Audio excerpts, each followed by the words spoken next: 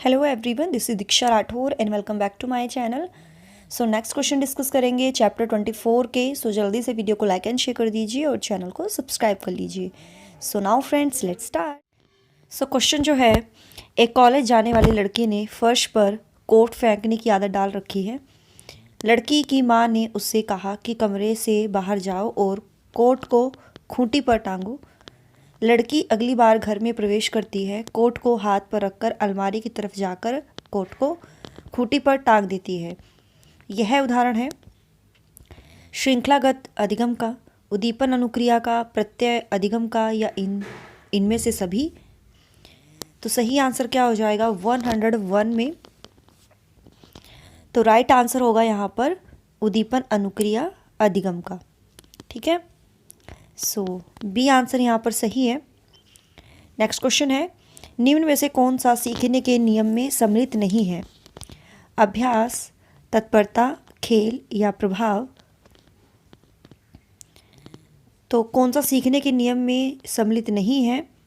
तो वो है खेल। ठीक है, नेक्स्ट क्वेश्चन है, तत्परता का नियम किसने दिया है? पैवलोव, एबिंगहॉस, थॉर्नडाइक या स्किनर।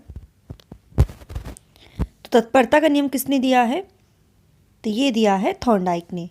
और तत्परता का नियम जो है ये मुख्य नियम है। थॉर्नडाइक ने 3 मुख्य नियम बताए थे और 5 गौण नियम बताए थे। इसके ऊपर मैंने डिटेल वीडियो बनाई हुई है, वो वीडियो आप चेकआउट कर लीजिएगा। नेक्स्ट क्वेश्चन है, प्रयास व त्रुटि में सबसे महत्वपूर्ण क्या है? अभ्यास, प्रेरणा, लक्ष्य या वाद विवाद। तो प्रयास व त्रुटि में सबसे महत्वपूर्ण क्या है ट्रायल एंड एरर में? तो वो है लक्ष्य। ठीक है, सी आंसर सही है। आप ना वीडियो को पॉज कर लिया करो और फिर आपको बताना है आउट ऑफ आपके कितने क्वेश्चन सही होंगे। ठीक है, सीखने के प्रयास और भूल सिद्धांत के प्रतिपादक हैं कोहलर, थॉर्नडाइक, पैवलोव या स्किनर। तो प्रयास और भूल का सिद्धांत किसने दिया था? तो ये दिया था एडवर्ड थॉर्नडाइक ने। ठीक है, अगला है, थॉर्नडाइक का सिद्धांत इनमें से किस वर्ग के तहत सूचीबद्ध किया जाता है? व्यावहारिकता का सिद्धांत, ज्ञानात्मक सिद्धांत, मनोविश्लेषण सिद्धांत या इनमें से कोई नहीं। तो 106 में सही आंसर हो जाएगा व्यावहारिकता का सिद्धांत। ये व्यवहारवादी थे। ठीक है, तो फर्स्ट आंसर सही है। सीखने के नियम के प्रतिपादक हैं फ्रायड, स्किनर, थॉर्नडाइक या एडलर। सीखने के नियम किसने बताए थे? तो राइट आंसर हो जाएगा एडवर्ड थॉर्नडाइक। अगला क्वेश्चन है, अधिगम में डैश ने प्रभाव का नियम दिया था? पैवलोव, स्किनर, वॉटसन या थॉर्नडाइक।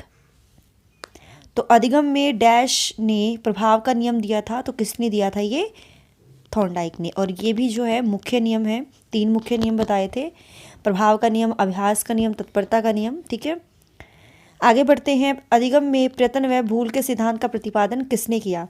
पैवलोव, हेगार्टी, थॉर्नडाइक या हल। तो प्रयत्न में भूल का सिद्धांत ये दिया है थॉर्नडाइक ने। और किस पर इन्होंने प्रयोग किया था? भूखी बिल्ली पर। आगे बढ़ते हैं, सीखने के नियम दिए हैं पैवलोव ने, स्किनर ने, थॉर्नडाइक ने या कोहलर ने। सीखने के नियम दिए हैं थॉर्नडाइक ने। सी आंसर सही है। साहचर्य के नियम है समानता का नियम, वैषम्य का नियम, समीपता का नियम या ये सभी। तो साहचर्य के नियम जो है ये सभी हैं। डी आंसर यहाँ पर सही हो जाएगा। आगे बढ़ते हैं, सीखने का प्राथमिक मूलभूत नियम संबंधित है अभ्यास कार्य से, परिणाम की अपेक्षा से, प्रशंसा से या तत्परता से।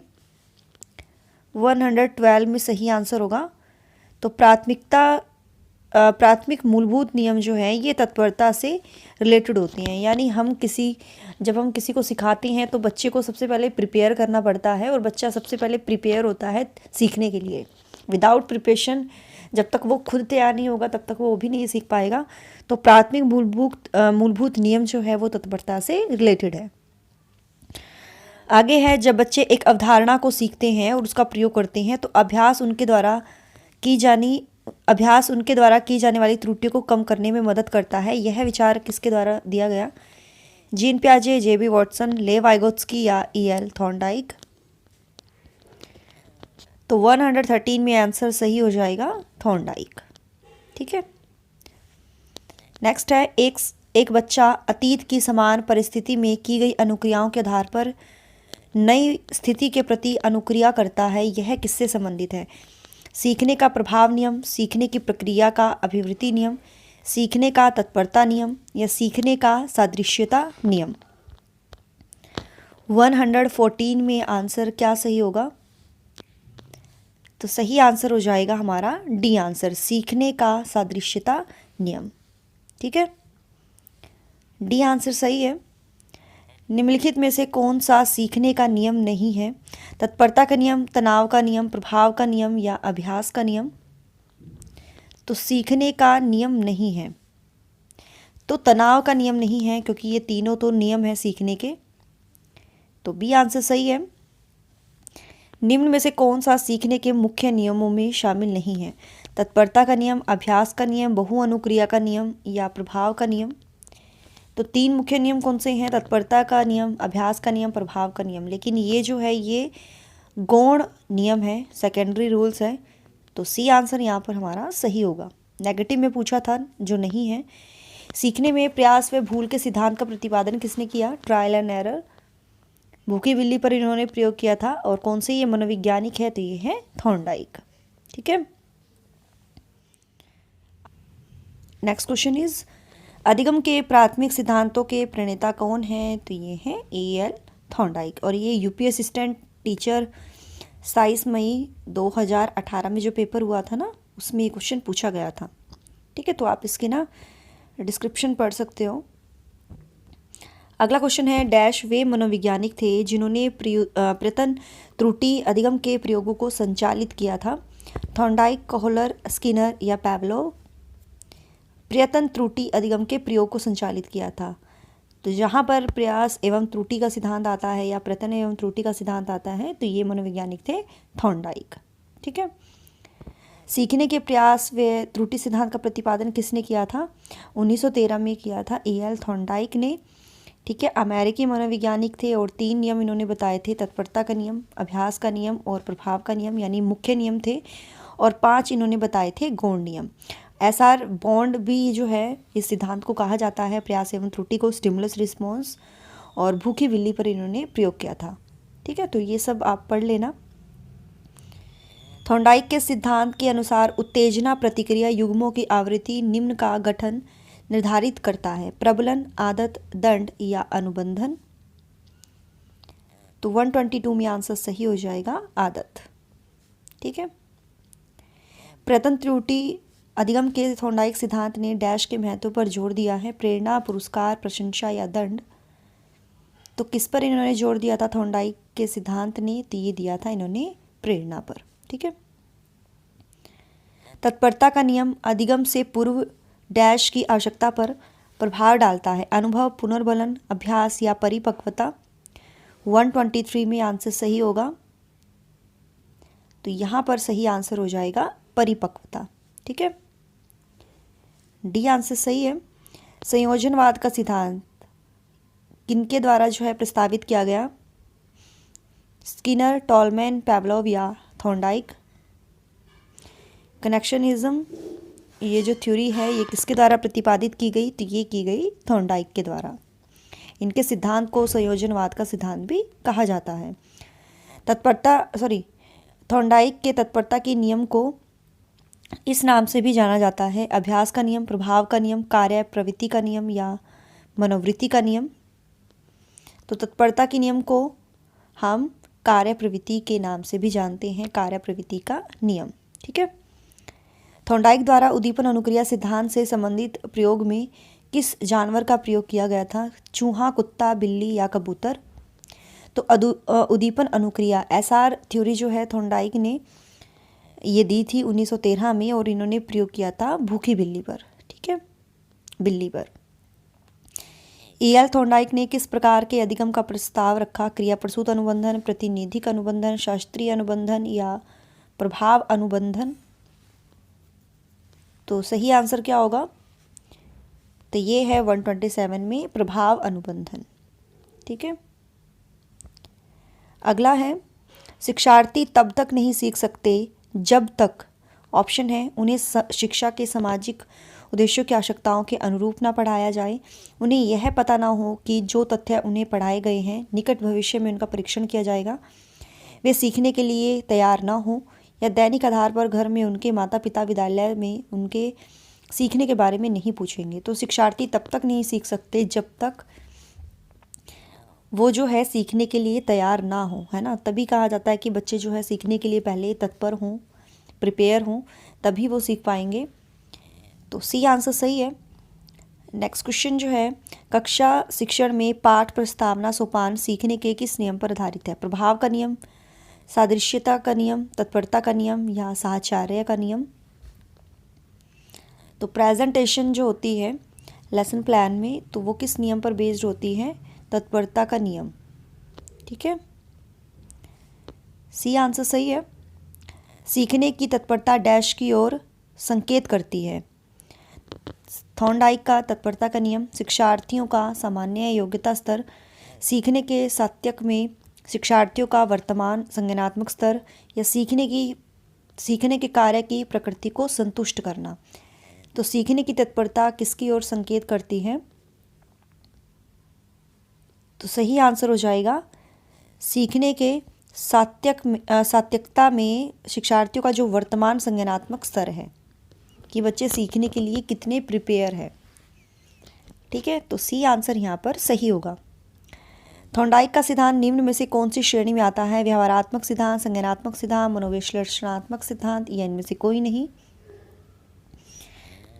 तो आप सभी को पता होना चाहिए ये व्यवहारात्मक सिद्धांत में आता है, और जो फ्रायड का सिद्धांत है वो मनोविश्लेषणात्मक सिद्धांत में आता है, और संज्ञानात्मक सिद्धांत जो है ये मतलब जो जीन पियाजे ने थ्योरी दी है उसमें ये आता है। ठीक है, तो थॉर्नडाइक का सिद्धांत आता है व्यवहारात्मक सिद्धांत में। प्राचीन अनुबंधन का सिद्धांत किसने दिया? स्किनर, स्पिनोविच, पैवलोव या बिने? तो प्राचीन अनुबंधन का सिद्धांत किसने दिया? पैवलोव ने, और इसके सिद्धांत को कहा जाता है शास्त्रीय अनुबंधन सिद्धांत।